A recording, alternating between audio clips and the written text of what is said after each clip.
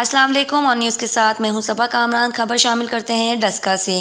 عالمی مبلغ اسلام حضرت پیر محمد علاء الدین صدیقی رحمۃ اللہ علیہ کا چوتھا سالانہ عرس مبارک مرکز حضور شیخ العالم میں منعقد ہوا، جس میں حضرت پیر غلام مجدد صدیقی، خلیفہ حاجی عبداللہ خان صدیقی، خلیفہ قاری محمد واجد تبسم صدیقی سمیت نامور قرا اور نعت خواں حضرات کے علاوہ عقیدت مندوں نے بڑی تعداد میں شرکت کی۔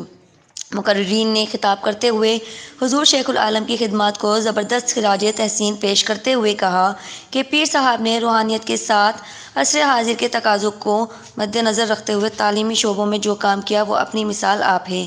کسی خانقاہ سے وابستہ شخصیت کا سینکڑوں ادارے قائم کرنا، جن میں مدارس، مساجد، ہسپتال، میڈیکل کالج، یونیورسٹی، اسکول شامل ہیں، یہ آپ کا ہی کام تھا۔ آپ نے تحفظ ناموس رسالت کے لیے یورپ میں جو عملی کام کیا وہ بھی اپنی مثال آپ ہے۔